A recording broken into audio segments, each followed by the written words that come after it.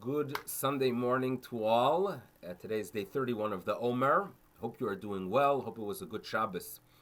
Have you ever seen on a tzedakah box the words that the tzedakah is for Kupat, Rabbi, Meir, Baal, Hanes?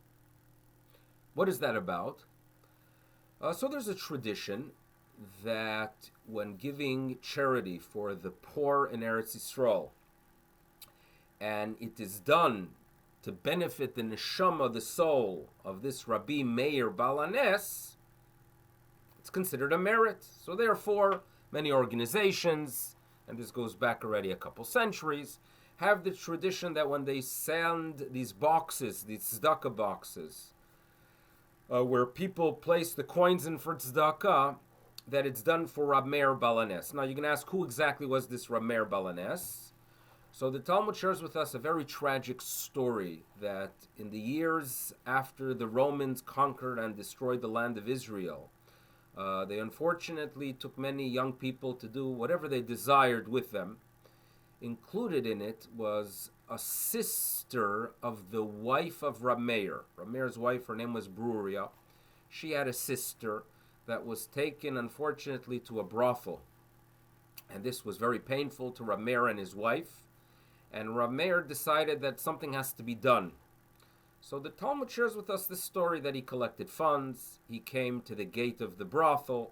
He bribed the guard to release his sister-in-law. Now the guard said, listen, I have to use some of these bribes to bribe higher officials.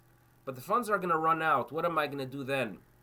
And Rabbi Meir says to him, whenever you are in difficulty, all you need to say is, Elokah de Meir aneni. May the God of Meir answer me.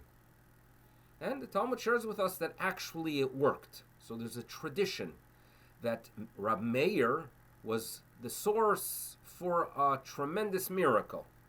And therefore, when we give tzedakah, this is what the tradition is, we do it in the merit of Rabbi Meir Baal, the master of the nes, of the miracle. This is what we are told, and that's the tradition.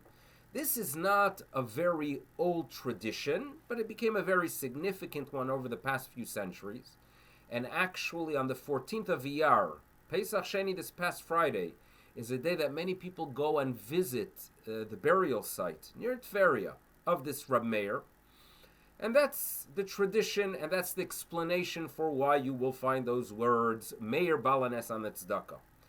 There was a rabbi, a great rabbi, his name is Rabbi Reuven Margaliot, a great scholar, passed away in 1971. And he had a different theory as to how tzedakah, given and sent to Eretz Yisrael, became linked to Rabbi Meir Baal Hanes. And he says the following. In 1267, Nachmanides, Rabbeinu Moshe ben Nachman, known for his acronym, the Ramban, arrives in Yerushalayim, and there's nothing there.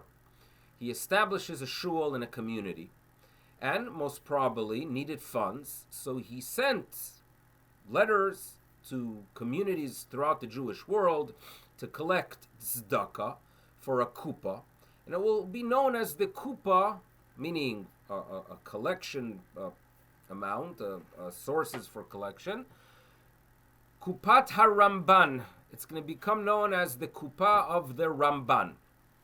Now this continued even after the passing of Nachmanides.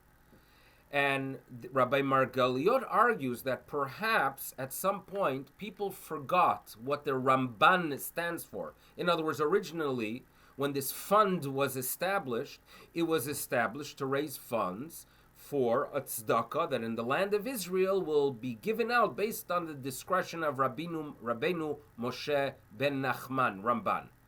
But in future generations, they continue sending to Kupat Ramban, but they didn't know what the Reish Mem Bet Nun stood for.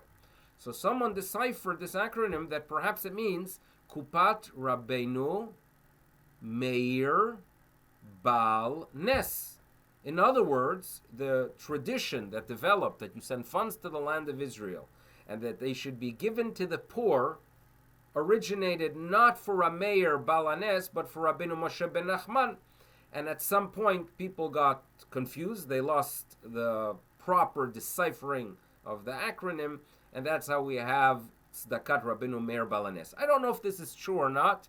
What's relevant for us is the fact that we as Jews are always concerned about others. We give tzedakah, and it's indeed a tremendous merit. But giving to others is not just financially, but it's emotionally as well. To be concerned for the welfare of others, to think about others, to pick up the phone and call others, that is what we do. And that's the merit that identifies us, always thinking about the needs of others. Let's continue doing that. For now, everyone should have a good day, and we should hear only good things. Shavua Tov to all.